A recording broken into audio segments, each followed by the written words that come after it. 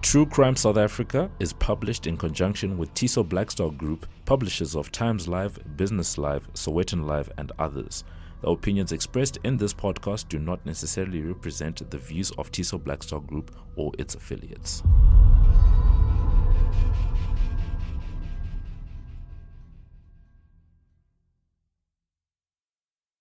This one guy shouted, "Run away, he's mad." And then Jock stopped and he looked back, and I also looked back. And as Jock looked down, pulled out a sword and he slit Jock from the back.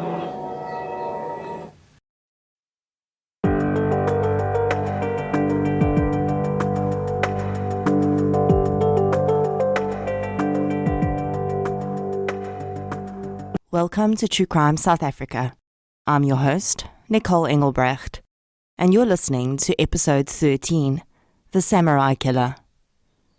This case was suggested by listener Natalie Volhuter on our Facebook page. Thank you for your suggestion, Natalie, and also for the information you provided which contributed to the research for this episode. This case happened in 2008, and at the time, it was voraciously reported at a national and international level. It had all the makings of a sensational crime. The killer was young, the method of killing was obscure, and spoke to a fantasy of some sort. Then came the occult allegations, and the claims that heavy metal music had incited the attack. The crime occurred within the sanctity of a school, and soon comparisons were being drawn between this attack, the Columbine school massacre in the United States. In amongst this all, as often happens, the victims became names in an evidence pack, and the reality of exactly how many lives this crime impacted would only come to light almost a decade later. Let's get into the case of the Samurai Killer. The following episode may contain sensitive material including descriptions of violence, sexual assault, or graphic descriptions of injuries to victims. If you feel you may be triggered by such material, please consider this before accessing our content. To access trauma counseling or services, please see the helpline information on our show notes. On Friday the 15th of August 2008, Nick Diedrich's Technical High School in Krugersdorp held a casual day for its staff and pupils. The school is one of the oldest and most prominent in Krugersdorp and provides conventional curriculum as well as elective classes in technical, mechanical, and electrical fields. The day, which was intended to create a relaxed atmosphere for pupils, would be the breeding ground for a horrifying attack that would occur in the following week. Of course, the true roots for events of this nature span many years before it actually occurs. But it is known that in the week before this casual Friday, 18-year-old Morné Harmse had started having some disturbing conversations with his school friends. According to Monet, he and 6 other school friends had been talking about ways they could make an impression at the school so that other pupils would take notice of them. Many of the group were in matric and heading up to their final exams, and perhaps they realized that soon they would leave the school and wondered how they would be remembered. It is not known who was the first to come up with the idea to launch an attack on school premises, but many would later say that the idea had always been Morné's. That Friday, Morné Harmse arrived at school dressed in jeans and a white t-shirt. He carried with him a mask, which resembled one worn by the lead singer of one of his favorite bands. Monet, as well as many of his friends, were fans of a popular heavy metal band, Slipknot. The band is known for changing up the masks they wear on stage with each album they release, and at the time, lead singer Corey Taylor had made a brown mask with dreadlocks on it, referred to as the maggot mask, part of his onstage persona. Monet had a replica of this mask with him on that day. It is alleged that Monet had been the first to ask the group of boys how they would go about committing a Columbine-style massacre at the school. He was referring to an infamous school attack which had occurred in the United States in 1999. The attack had been widely publicized, and its shocking nature had caused the perpetrators and their actions to become almost legendary in internet folklore. The perpetrators of the Columbine School Massacre, Dylan Klebold and Eric Harris, were also in their last year of school, and in a gun and bomb attack, killed 12 students and 1 teacher before taking their own lives. It was alleged that the boys had been bullied and that there was a culture of bullying acceptance at the school. In perhaps one of the first examples of the internet glorifying murderers, to the extent that a fan base formed around them, thousands of teenagers who had experienced bullying or felt undermined or targeted themselves turned Dylan and Eric into heroes. The sad irony is that none of the victims killed in the attack were perpetrators of bullying at the school. In fact, many of them had been victims of bullying themselves.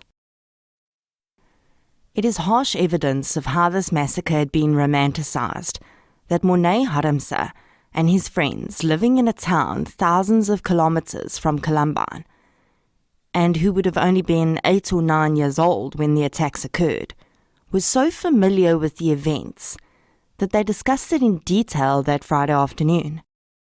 Monet would later say that some of the boys had said they would use guns to commit such an attack at their own school, and from there, the conversation had morphed into something more serious, at least in his opinion.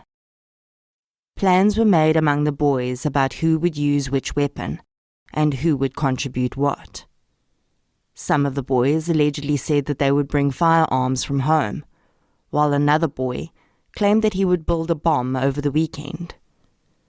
Monet had said that he would bring his 3 Slipknot masks and 3 swords, and the boys who didn't have access to weapons could make use of his masks and swords in the attack. The attack was scheduled for Monday the 18th of August. While little is known about the specifics of the plan, whether there were named victims or a set manner in which it was to be carried out, cell phone records from Monet and the other boys would show that they had continued the conversation about the attack over the weekend by text message. It's alleged that Monet used the words massacre and bloodbath to describe the upcoming event. Monet sent messages on a few occasions to the boy who was supposed to be building the bomb, and he had confirmed that he was on track and would bring the device to school on Monday. Something else happened that Friday before the attack, which should have sent major alarm bells ringing. The matric pupils were having a discussion with teachers about their future plans and what they would be doing after they matriculated. The principal of the school would later say that Monet's answers in the session had frightened the teachers and that they had planned to call him in on the Monday to talk to him about it. Monet had told his teachers that he wasn't prepared for his upcoming exams and that he didn't think his parents had much faith in him.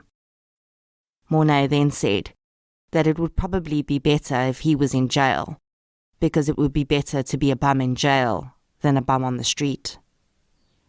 A child who expresses no hope for the future is most certainly very concerning. In most cases, this would make one concerned about possible self-harm. But in this case, Monet had directly referenced committing a crime, showing that he intended to harm others in some way, as there are no victimless crimes. It would be simplistic to blame the school over this one incident, as it's not as though they could stop him from coming to school over it. I do think a call to his parents that very day would have been well placed, but it's easy to say what should have been done in hindsight. Later on, though, it would become very clear that this was not the first warning sign of maladjusted behavior from Monet, and there had certainly been cause for concern for some time. We don't know how serious the other boys were about this plan, or whether they considered it to be just a fantasy. But these 7 boys spent an entire weekend with their families, all the while plotting an armed attack on their school on the Monday. And not a single parent or family member noticed anything strange. The one kid was allegedly building a bomb in his house, and no one thought that was odd. Did none of these boys feel the weight of this idea pressing down so heavily on them that they felt the need to share it with someone? Or maybe they did, and that person thought it was a ridiculous teenage fantasy, or a matric prank of some sort. To be fair, those of you who've parented teenagers, or even vaguely recall being a teenager, know that the very nature of teen years can bring about a breeding ground for secrecy. Teenagers are claiming their privacy, drawing a line in the sand between their family lives and their personal lives. Many insist that their parents trust them enough to allow them to keep their bedroom doors closed. So, although it's certainly not the fault of any of those families for not having known, it is a really scary thought that this could be going on in your own house and you would have no idea. On Monday the 18th of August 2008, Morné Harmse left home early. His mother would later say she thought this was strange because she always dropped Monet and his younger brother, who attended the same school, off in the mornings and collected them in the afternoons. On this morning, however, Monet had made his own way to school. He was dressed in his school uniform, but he also had a large red bag with him. In the bag were 3 swords, 1 small knife, a sword belt, 3 masks, knee guards, elbow guards, gloves, and black paint. The masks included the same mask that Monet had worn to school on the Friday, another which looked like a gas mask, and a clown mask. All 3 worn by different members of Slipknot. It would later be discovered that Monet's parents had purchased the clown mask for him that weekend from a costume shop in Krugersdorp. When he arrived at school, he saw one of the boys with whom he'd plotted the attack. The boy asked him why he had the swords with him, and Monet responded that it was for their plan. He and the other boy then went into a nearby toilet, and they were joined several minutes later by the rest of the group. For a few minutes, the boys tested the weapons, with Monet's friend putting on one of the masks and arming himself with a sword. The bomb-making friend handed Monet his homemade device, warning him not to pull the string because it would go off. Strangely, Monet didn't heed the warning and almost immediately pulled the string. One of the other boys grabbed the device and threw it out the door.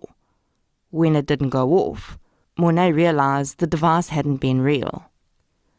Monet says that he was under the impression that they were all starting to get ready for their attack. When the school bell rang, his friends all removed the masks, put down the weapons, and left the bathroom to attend the school assembly scheduled for that morning.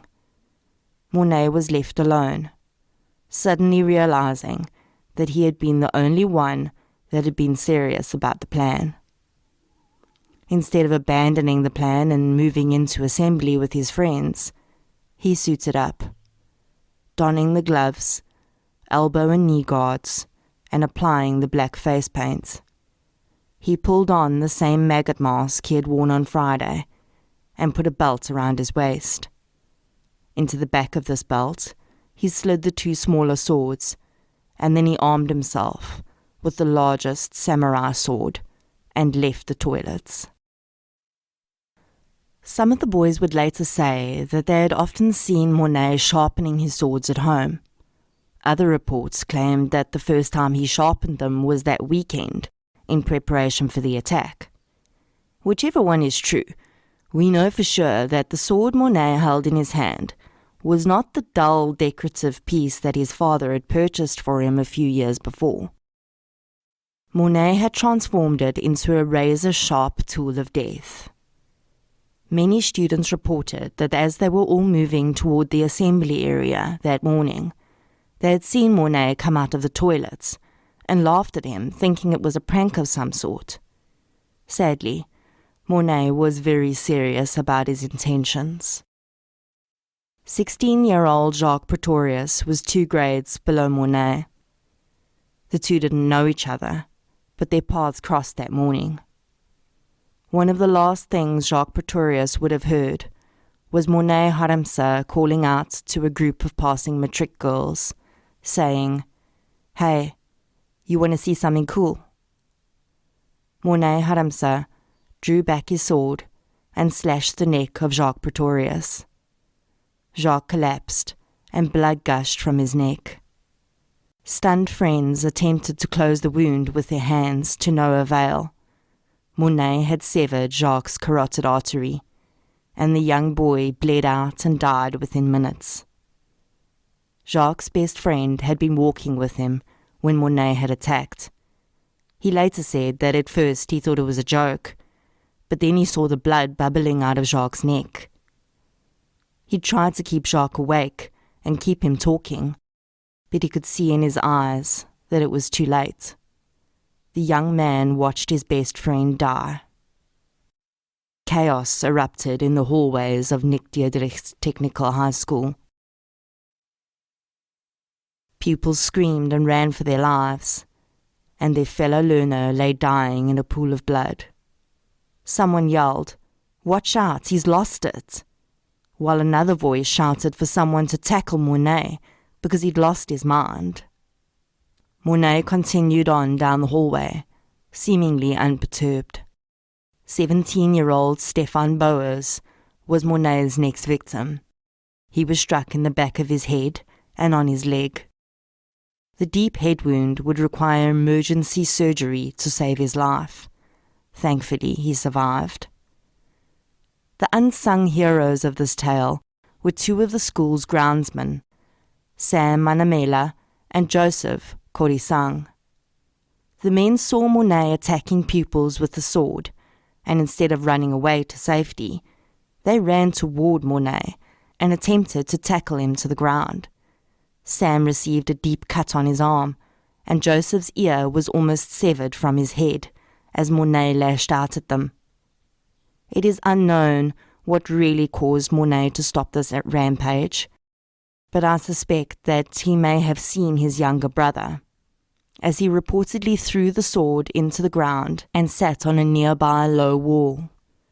Several sources report that at this time, Monet's younger brother approached him, picked up the sword, and fled with it, disarming his brother. While the terrified students scurried to safety and Monet's victims lay bleeding on the ground around him, a teacher approached him and asked him to come with him to the principal's office.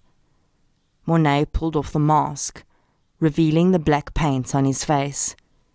He appeared dazed and asked teachers what had happened.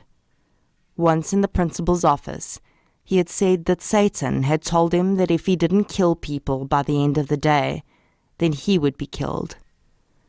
At one stage, when asked if he realized that he had killed someone, Monet said, "I killed 3, didn't I?" The police and ambulance were called. Jacques Praetorians was pronounced dead on the scene, and Stefan Boers, Sam Manamela, and Joseph Korisang were stabilized on the scene and transported to hospital. Morné Harmse was arrested without incident.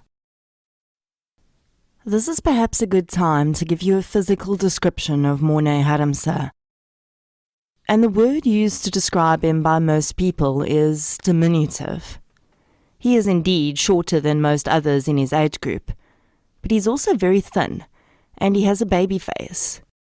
Honestly, in my opinion, he looks like someone whose growth has been stunted somehow. There's never been any confirmation of a medical condition behind his small stature, but if I look at his mother, father, and brother, none of them have the same tiny stature that he does. His appearance, of course, has absolutely no bearing on his crime, except perhaps in making it more shocking. The violence perpetrated by Monet would have taken a good amount of strength. Even though he sharpened the blade, it would have still taken quite a lot of force to inflict the type of injuries he did. Friends and family of Monet had said that he had fantasized about becoming a ninja for a long time. He would practice by attempting to scale walls and run on roofs. It's alleged that Monet felt that if he could become a famous ninja, then, quote, at least he would be somebody, end quote. If Monet had an interest in ninja warriors his entire life, and had done any research on ninjas or samurais, he would have likely come across the topic of tsujigiri, which is the Japanese for crossroad killing. This is a practice undertaken by ninjas in training, where they'll go to a street crossing and attack the first person they see, usually a stranger. The practice is, of course, outlawed in modern Japanese society, but it still forms part of documents relating to the training of ninja warriors. I have absolutely no idea whether Monet was aware of this, but I thought it was an interesting connection when I read about the practice while researching the ninja culture. Witnesses had reported that Monet had appeared possessed or on drugs. Many said that his pupils were very dilated, and he was behaving as though he didn't know what was going on around him. After his arrest, Monet was tested for drugs. He was clean. He was charged with 1 count of premeditated murder and 3 counts of attempted murder. As his murderer sat in jail waiting for the system to take its next steps against him, Jacques Praetorians was laid to rest the following week in Krugersdorp. A wall at Nick Diedrich's technical school became a temporary memorial with students writing messages to their fallen friend and pinning flower arrangements to the fence. Hundreds of people attended the funeral. As the police investigation started to turn up evidence and people close to Monet started to talk, the rumor mill exploded with accusations. Another pupil was arrested on the same day as Monet in connection with the attack. It was the boy who had pulled on the mask and picked up a sword in the toilet. The charges were eventually withdrawn against him, as it was determined that he had done this in an attempt to reason with Monet. The boy turned state witness. When police searched Morné Harmse's bedroom, the case took a strange turn. They found what they call evidence of occult activity. Some of the items included Ouija boards, ceremonial candles, and pentagrams. Satanic panic set in very quickly. Looking at photographs of Monet's room on a documentary recently aired on television, I saw quite a few other things that weren't mentioned. There was a set of tarot cards, many cigarette lighters, rolls of packaging tape, and the so-called Ouija board was drawn by hand on a piece of cardboard with the words Ja and Nia written on it, because apparently Monet only planned on contacting Afrikaans-speaking spirits. Police also found items related to many other different practices, besides things that could be considered paraphernalia of Satanism, including books on Wicca. Besides this paraphernalia, police also found detailed drawings of the school's floor plan as well as lists of actions to be taken during the attack, with names assigned to each role. Of course, none of these items were focused on in the public's mind, and the rumor mill decided that Morné Harmse was a practicing Satanist, and he'd killed Jacques Praetorians as part of some devil-worshipping ritual. I think that you can tell by my tone how much this irritates me, and I'm certainly not discounting the existence of any type of Satanist activity, but it does annoy me that this became such a huge focus, because in my opinion, that starts to detract from the reality of where the responsibility lies for this crime. I'll get into this more later, and also how the satanic panic around this case ties into another case we've covered on this podcast. Morné Harmse was sent to Sterkfontein Psychiatric Hospital for a 30-day assessment period to determine whether he was fit to stand trial. Franco Visser was the head supervisor of Sterkfontein's forensic department at that time and was responsible for assessing Monet. He spoke, both in the trial and in the documentary I watched, about his experiences with Morné Harmse. Visser said that he had initially been very confused about Monet's state of mind. He said that Monet had presented with some psychotic features, but he didn't have any of the hallmarks of a person suffering from a mental illness in which psychoses are present. Indeed, another qualified psychologist who had done the initial assessment of him before he was transferred to Sterkfontein had reported to the court that Monet had been seeing ghosts who had called him to become a Satanist. Visser had been so unsettled about Monet's real state of mind that he felt uncomfortable providing a diagnosis to the court at the end of the 30 days. So he had asked that the psychiatric evaluation be extended. The court granted the extension, and Monet was set to be held for another 30 days. Visser recounts that when the extension was granted, he suddenly received a visit from Monet's mother. Lisa Harmse, in his opinion, had been entirely subservient to her husband, Mikheil. It was Visser's opinion that Lisa, up until that point, had only said what had been sanctioned by her husband. This all changed on the day she arrived in his office. Monet's mother admitted to Visser that she had been concerned about her son's behavior for a long time. She said that he had a history of petty theft, and he had been known to be extremely aggressive. She described her son as having what she thought could be a criminal mind. Visser says that he realized at that moment that Monet had been faking his psychoses for the first 30 days of his assessment. When he confronted Monet, he admitted it, and eventually some semblance of the truth started to emerge.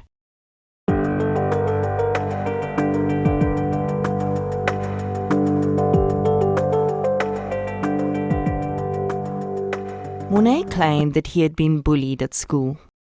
Little was ever made of this claim, though, and his own defense attorney said that he was never instructed to attempt to use bullying as a defense, nor was any evidence of bullying placed before the court.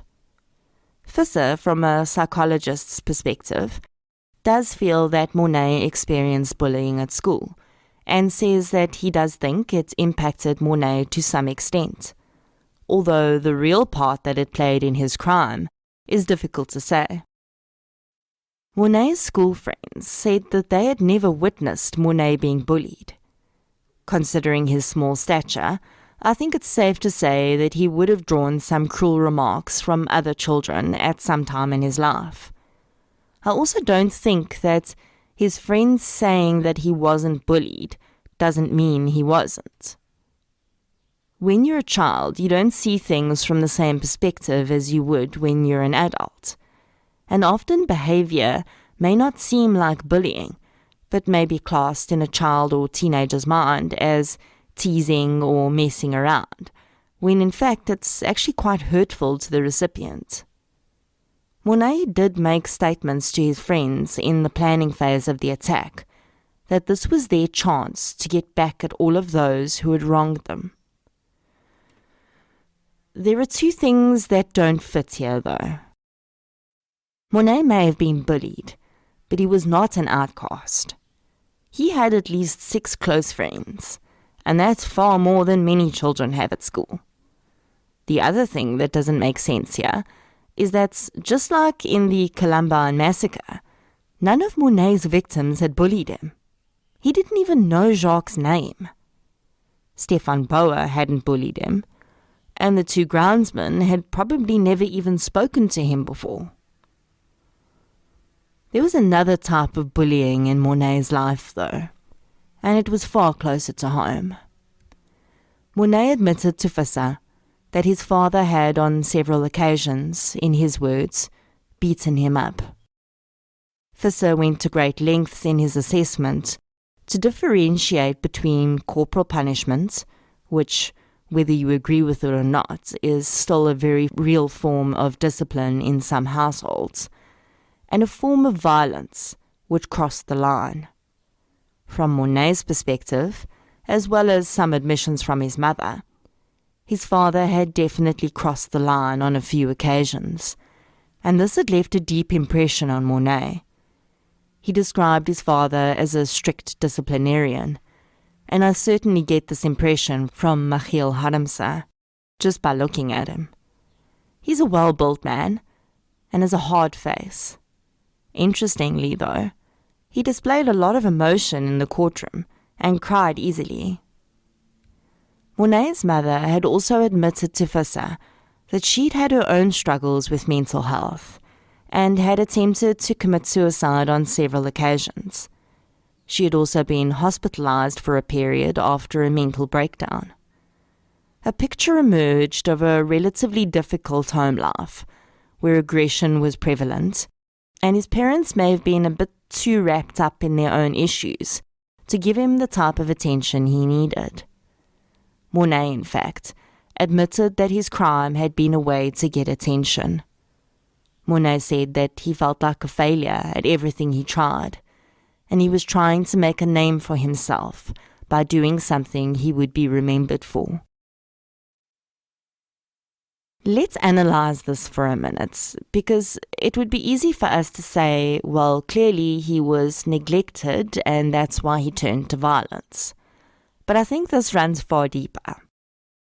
Whatever their shortcomings, Mikheil and Lisa Harmse could not have been more attentive towards Monet during his trial. They came across as very caring parents. Now, if that was real is debatable, and whether it was a case of too little too late is also a question. But which parents have not sometimes got so wrapped up in their own stuff that they perhaps didn't give a child their undivided attention? Another question we need to ask is, what would Monet have deemed sufficient attention? Some people are far needier than others, and there is no doubt that Monet felt lacking from early in his childhood. But was this from true emotional neglect, or was it a symptom of a personality disorder of some kind? He was never diagnosed with anything, at least during that assessment. But at 18 years old, it would have likely been too early to give a definitive diagnosis anyway.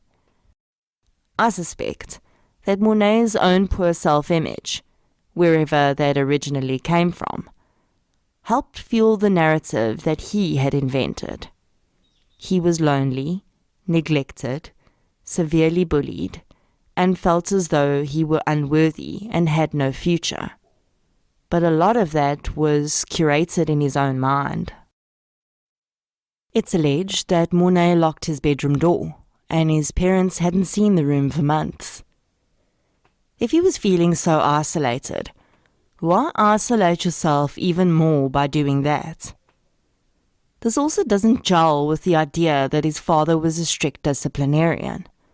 Why would a man who, according to his wife, has a deep need for control, allow his son to lock his bedroom door?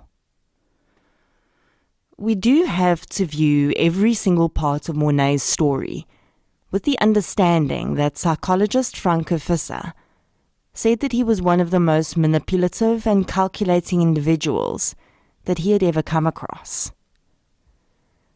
In my mind, the fact that Monet spent the first 30 days of his assessment pretending to experience psychoses colors almost everything else about this case with a different hue. Firstly, where did he get the idea to do that? Was he trying to get committed to Sterkfontein rather than go to jail? Was he doing it for attention? And when did the facade start?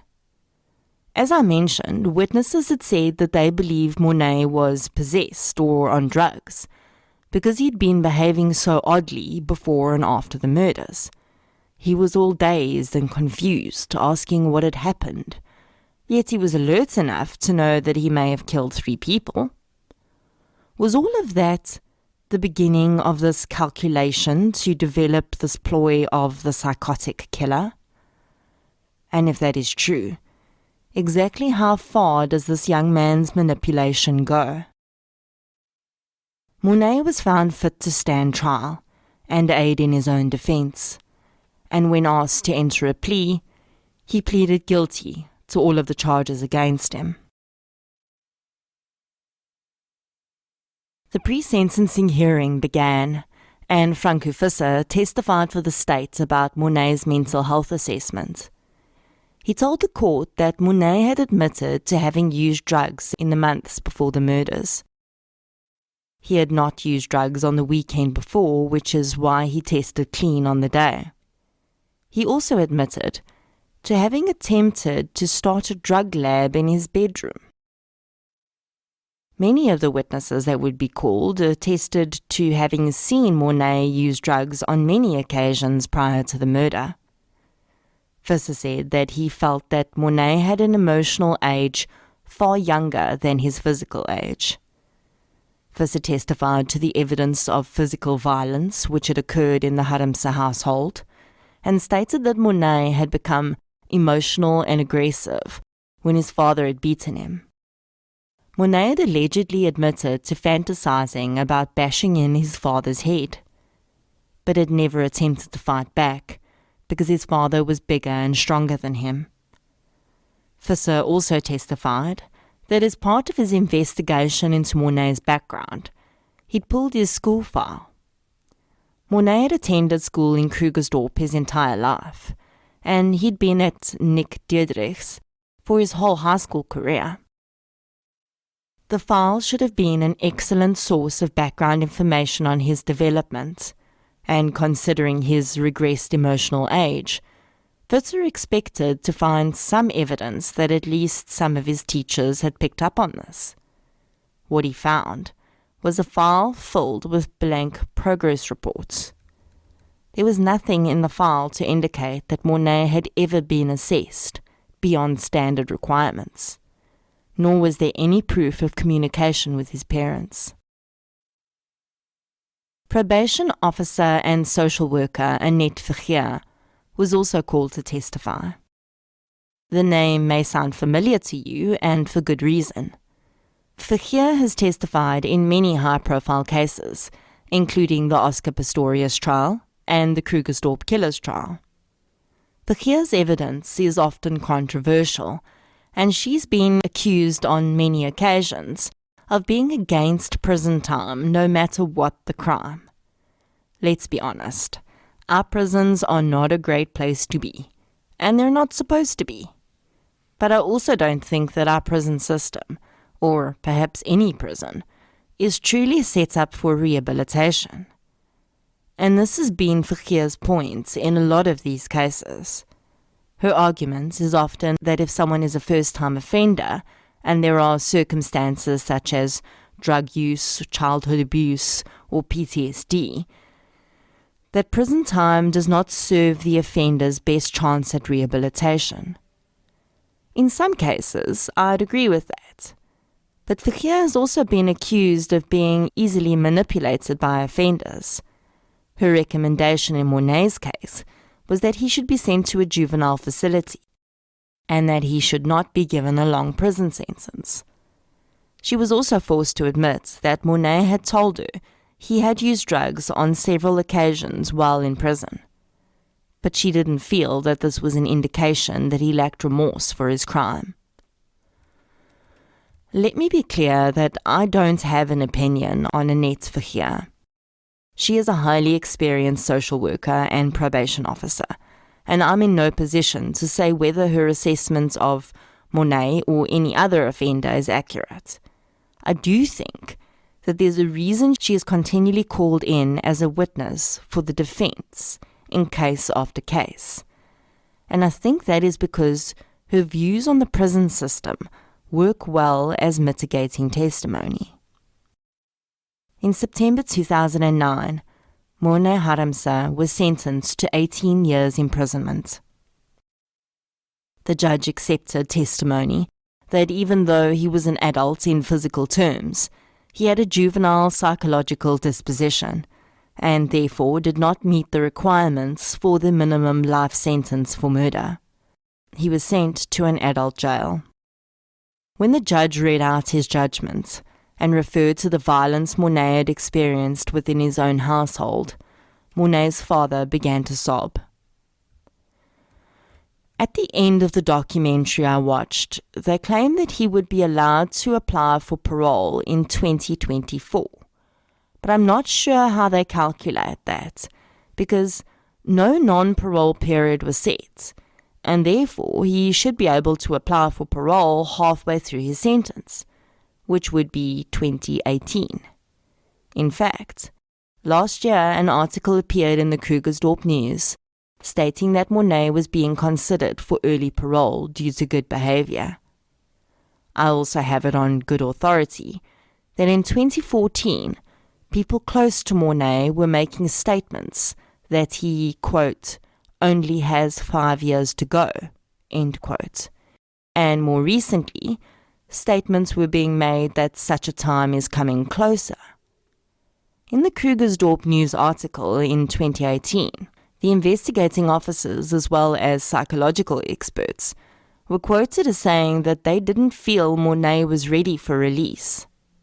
Franco Visser stated in the documentary that if and when Monet is released, he would need to be monitored carefully and given assistance to slowly move back into society.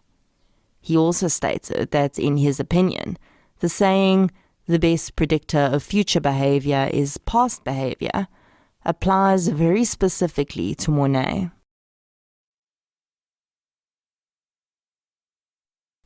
Jacques Praetorius' mother Adele and aunt Leonie were unhappy with the sentence that Monet received, feeling it far too light for the taking of a life. When asked if she could ever forgive Monet, Adele said that she definitely couldn't at the time of the trial, and she didn't know if she ever could. The parallels between this attack and the Columbine Massacre are actually quite compelling. The two attackers in that case also had detailed drawings of their school, and they had a complex plan drawn out, which didn't come to fruition.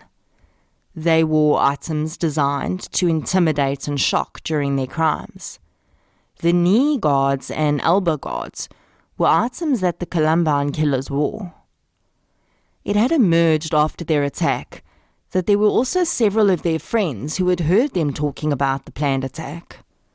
They even convinced a female friend to buy them a gun. The mother of one of the killers, Sue Klebold, has become a public speaker and activist for teen mental health.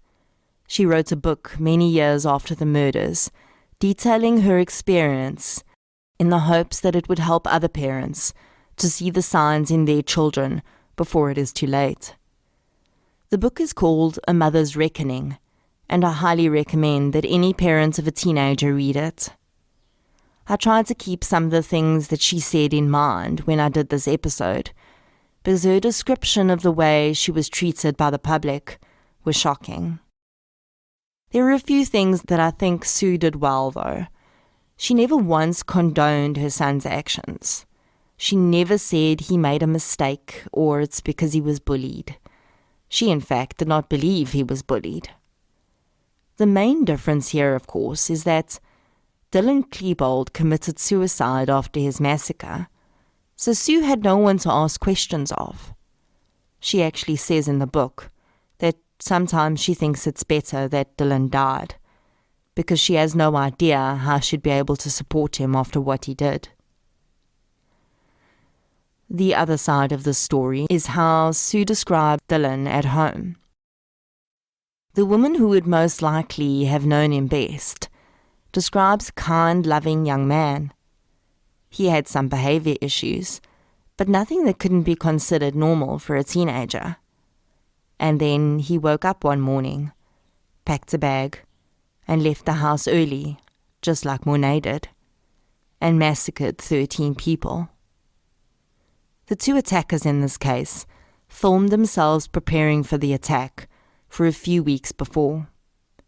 When Sue watched those videos, she said that it was like seeing a different person talking through her son's mouth. The Klebold household was not abusive, but still, Sue's son would go down in history as one of the most prolific school murderers in the United States. I'd like to spend a bit of time on the so-called Satanism aspect of this case, as well as the Slipknot connection. For a long time after the murder, much was made of the fact that Morné had worn masks like the ones members of the heavy metal band had worn, as well as the fact that he had listened to one of the band's songs entitled Wait and Bleed on the morning of the murder. Moné's case is not the first to involve a Slipknot song. In 2003, 20-year-old Jason Lamar Harris and 16-year-old Amber Rose Riley from San Bernardino, California, were convicted of killing their 22-year-old acquaintance, Terry Taylor, by stabbing him more than 20 times and then slitting his throat. The pair had claimed to be driven by a song called Disaster Piece by Slipknot, which refers to stabbing. That said, there are also about 20 other cases where other bands or musicians were mentioned in homicide cases, even U2. The one common denominator in all these cases was that the perpetrators were all either teenagers or young adults. The other thing they all had in common was that they were either suffering from some form of mental illness or they were already involved in criminal behavior. Why do we listen to music? Well, besides maybe enjoying the beat or the way the singer's voice sounds, we listen to music because we can often relate to something in the lyrics, or at least something that we perceive to be in the lyrics. Songwriting is like most other forms of art. It's open to interpretation in its meaning.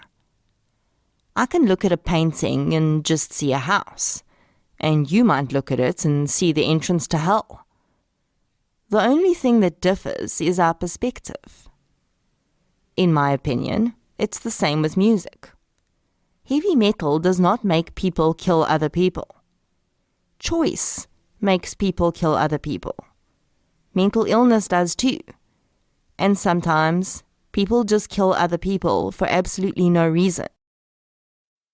Thousands of South African fans listened to Slipknot. One decided to kill other people after doing so. Moné's 6 friends also all listened to Slipknot. They also all wore masks. They didn't kill anyone. The lead singer of Slipknot actually commented in the media about this case. Corey Taylor said, quote, "Obviously I'm disturbed by the fact that people were hurt and someone died. As far as my responsibility for that goes, it stops there, because I know our message is actually very positive." End quote. And honestly, I completely agree with him. Corey Taylor sang a song and created an on-stage persona. Corey Taylor did not kill anyone. The last thing I want to say about this is that I'm pretty sure there are a lot of killers out there that listened to country music before they killed someone too, but no one is trying to tar and feather Dolly Parton. Satanic panic. As I mentioned in the beginning of this episode, there's a disturbing link in this case to another case we've covered on this podcast. It even happened in the same town. You guessed it, it's the Krugersdorp killers. In episode 4, we covered the case of the Krugersdorp killers, a group of people who've been referred to as occults, although that's up for debate, calling themselves Electus per Deus. The members of this group killed 11 people between 2012 and 2016. The impetus for the killings was a falling out between the group's leader, Cecilia Steyn, and a woman called Ria Groenewald. If you followed the case, you'll remember that Ria Groenewald ran the Overcomers Through Christ movement. The movement gave courses on how to avoid and escape Satanism. Well, guess what sparked the formation of this movement? That's right, Morné Harmse.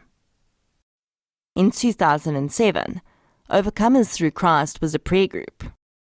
When Morné Harmse committed this murder in 2008, the town of Krugersdorp became so panicked by the idea of Satanists in their midst that Groenewald started designing the anti-Satanism courses. We all know by now that it was these courses that drew Groenewald and Steyn together, and also eventually tore them apart, which sparked Cecilia's own murderous rage. Groenewald, of course, denied that OTC was ever hosting these courses, but many members of the group and residents of Krugersdorp have come forward to confirm that it was happening. I must tell you that when I read about this link for the first time, my mouth literally hung open. I've always believed in the concept of 6 degrees of separation, but who knew that would be a thing in true crime?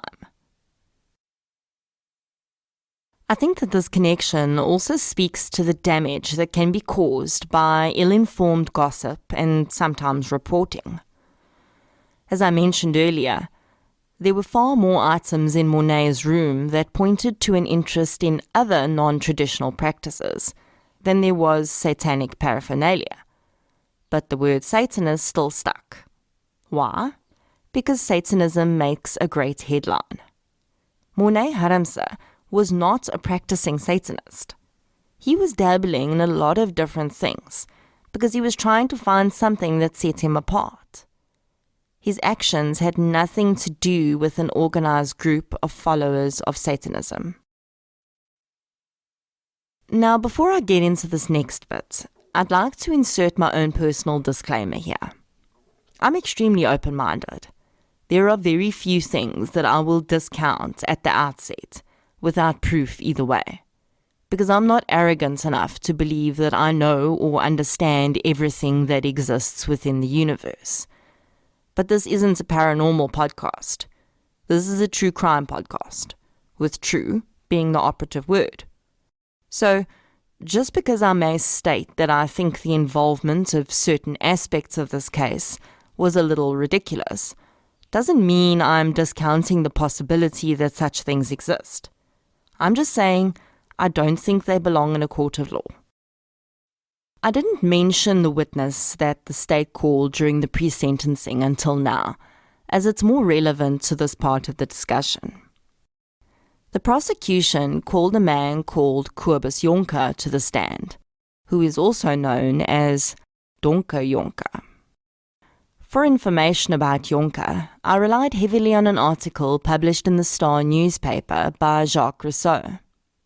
For clarity, it was very much an opinion piece, but those opinions are certainly supported by fact in many places. Kobus Jonker is occasionally called to testify in cases where a reference to the occult has been made.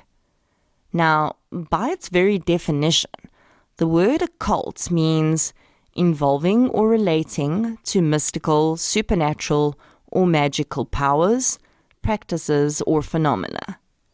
So, essentially related to things which could be real, or they could be figments of a person's imagination. So, how does that have any bearing on a crime? Essentially, it shouldn't, because there is no occult legal defense. No court of law would allow you to have a defense which claims that someone cast a spell on you which caused you to kill someone, or rob them, or commit any other crime. So how can there be an expert for something which hasn't been proven to exist?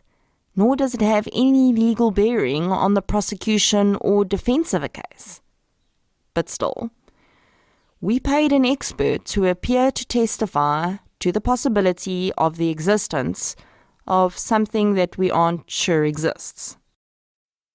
Okay. Kobus Jonker has done a lot of research and had many years' experience in the field of what are labeled occult-related crimes. I have no doubt that there is some psychological aspect to crimes like this that would be highly beneficial to understand from a profiling perspective. But the fact remains that it has no impact on the guilt or innocence of a perpetrator, nor in the case of a pre-sentencing hearing could it be considered an aggravating factor. Jonker's testimony in the Haremse case boiled down to the fact that Monet seemed to be interested in Satanism, but could only be described as a dabbler. Kobus Jonker's experience in this field started in the 1980s, at the height of satanic panic in South Africa, and indeed the world. The board game Dungeons & Dragons was one of the main sparks behind this at the time, and a 1997 thesis by psychologist Gavin Ivey attributed the huge surge of panic in South Africa in particular to a large population of Christian fundamentalists.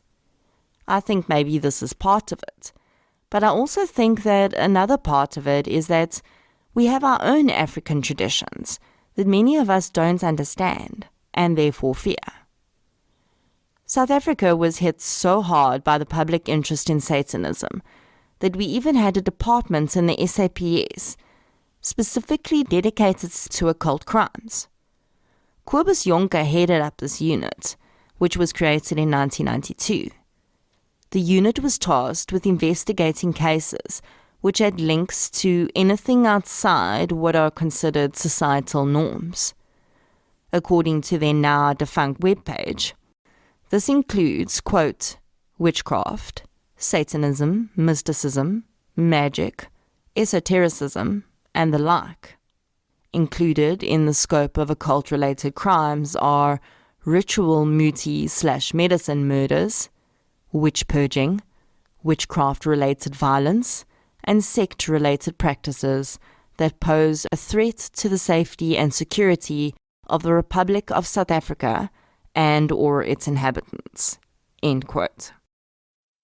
The anti-occult unit was disbanded in 2006, and while I can see some value in having people specially trained in things like muti murders and cults, I don't know that we ever needed an entire unit for it. I also find some of the warning signs they had on their websites a bit dangerous. Basically, it was a list of things that could tell you if your child is part of a satanic cult. These included things like the child experiencing sudden gender confusion, the child displaying cruelty towards animals, the child viewing a disproportionate number of videotapes and DVDs of horror movies or heavy metal music. The child is engaged in illegal drug use and or sexual activity, depression. The child starts to wear pale makeup and or dyes hair black, and draping the hair across the left eye.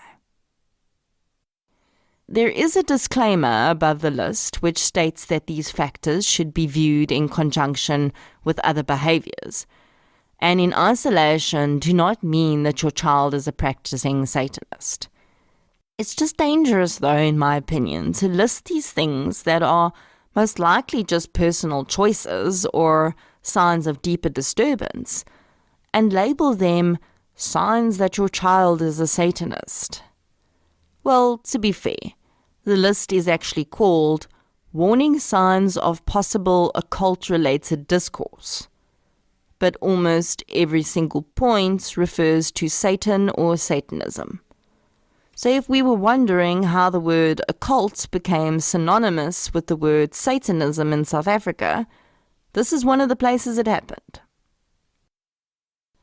This all might not have much meaning to anyone who hasn't been caught up in any of this, but the source of this type of panic still happens every single day under different guises. A small example of this is a message circulated around WhatsApp groups about a giant storm that is going to hit with hurricane speed winds, blah, blah, blah. You know the one I mean. It comes around every year. The same message, word for word. Yet people still share it. And they still freak out. And they still leave work early and block up the roads. And why? Because they were afraid. And they didn't take the time to educate themselves. Fake storm panic, satanic panic. It's all the same. Morné Harmse killed Jacques Praetorians. He killed him for many reasons, but none of them were supernatural. Morné's parents were under fire in this case. They were blamed for not knowing what was happening under their own roof. After his mom admitted that she'd had suspicions about his behavior, they were blamed for not doing something about it. Franco Fisser stated that, despite their suspicions about Monet, they were still absolutely shocked when he committed murder, and I have no doubt they were. I think that the environment created by his parents certainly allocates some responsibility to them for what Monet became, but they also raised another child, Monet's younger brother, and he is, by all appearances, living a healthy life, with a wife, child, and gainful employment. It's the old nature versus nurture argument. On the 21st of August 2018, just 3 days after their son had committed murder, Monet's parents released a statement through their lawyer. It read as follows, quote, "Firstly, we want to extend our heartfelt sympathy to the Praetorians family. We realize your precious possession has been taken away by our child's deed. We are terribly sorry and wish that the circumstances weren't so, and that we could change them. Monet is very small and scrawny for his age. Until Monday morning, we never thought he was capable of such a thing. We are a very solid family, and our children are raised strictly, but with a lot of love. Because of Monet's physical build, he was often belittled during his formative years. Where we could, we stood up for him and spoke to the bullies involved, but also accepted it as part of life. During a visit with Monet on Tuesday, we saw that we never realized the true impact that the physical and emotional abuse had on him. He explained to us that he felt so powerless and worthless that he wanted to make a stand. He went to school intending to give them, which was never directed at a specific person, a fright and to hurt them, but he never intended to kill anyone. He wanted to release built-up frustration and his feeling of powerlessness. He wanted to be someone. Monet was a very small baby at birth, and through life, we knew him as someone quiet who knew his place. To our regret, it looks as though Monet experimented with Satanism, and that, in his psyche, it offered him a measure of protection.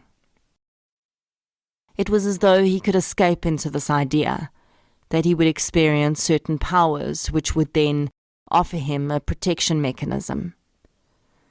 His words to us were, "When I put on the mask, everything became dead quiet, and my body moved.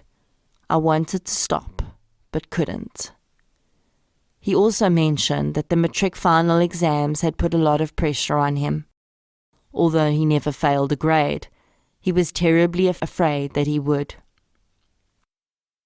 We suspect a combination of stress, bad self-esteem, wrong influences, and an absolute feeling of powerlessness led our child to this terrible deed.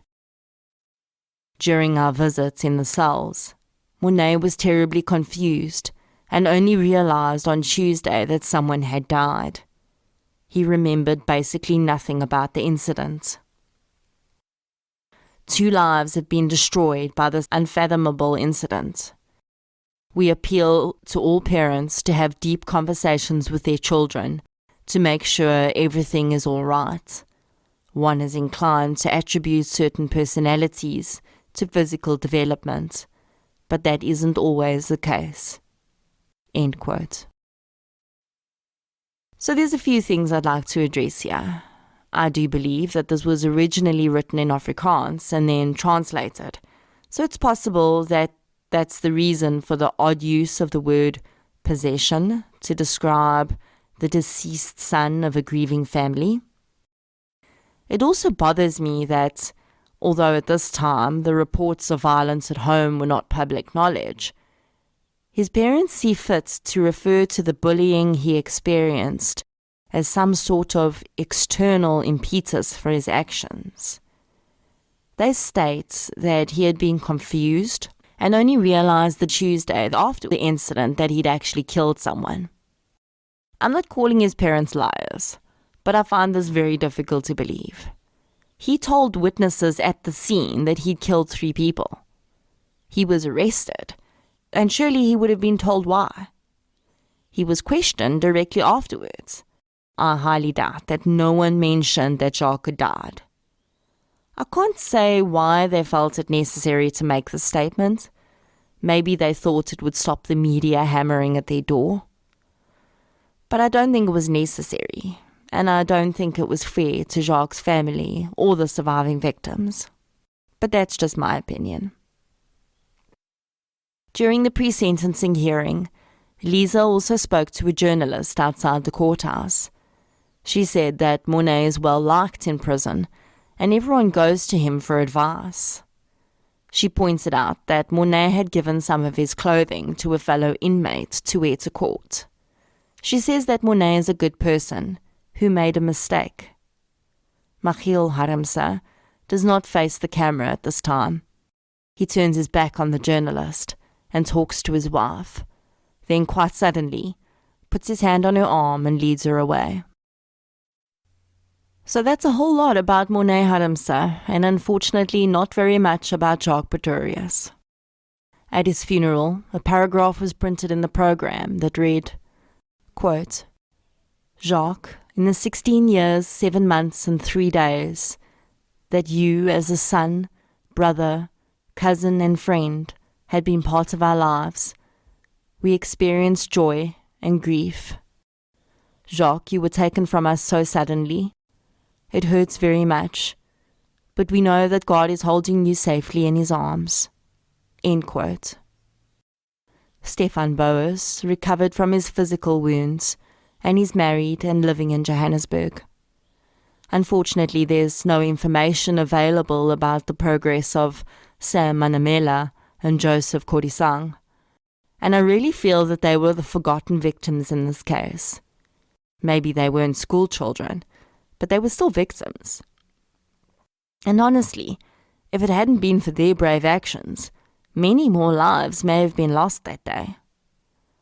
It is because we have so little information about the victims that I wanted to give you insights into a few other aspects of the case, like the occult claims, the Slipknot connection, and the Columbine parallels.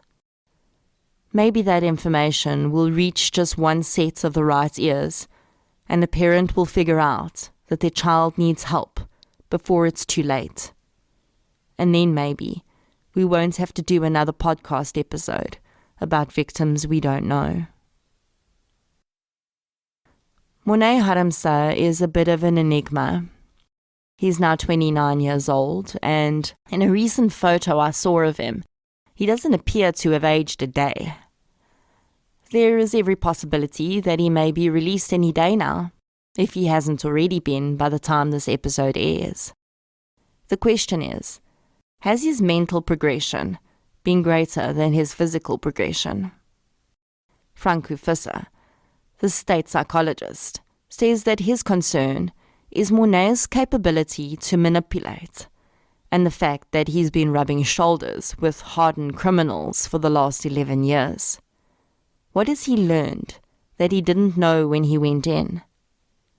I can only hope that when he is released, that there'll be a plan for him that involves him going into a stable environment, where his past is acknowledged and faced head-on, and not brushed under the carpet and excused with he made a mistake. I'm sure that the Krugersdorp community has changed a lot since Monet has been away. But often the more things change, the more they stay the same. And I can only wonder how the community will feel about having Monet back within their bosom, if that is where he chooses to go. For Jacques Praetorians, there'll never be another homecoming. His mother cannot go and visit her child, except maybe at his grave. And while I'm sure the Haremse family understands this, I don't think that they, or any of us, who've never experienced the loss of a child, will ever truly understand what a Dalbecker has lived with for 11 years. And that, for me, is the true sadness of this case. Once again, the sensation of the killer, his methods, his madness, and all the ridiculousness that was created around it, eclipsed the victim. A 16-year-old child who died for no reason. Thank you for listening to episode 13, The Samurai Killer. If you enjoyed this episode, please remember to subscribe to True Crime South Africa on the app you're using to listen.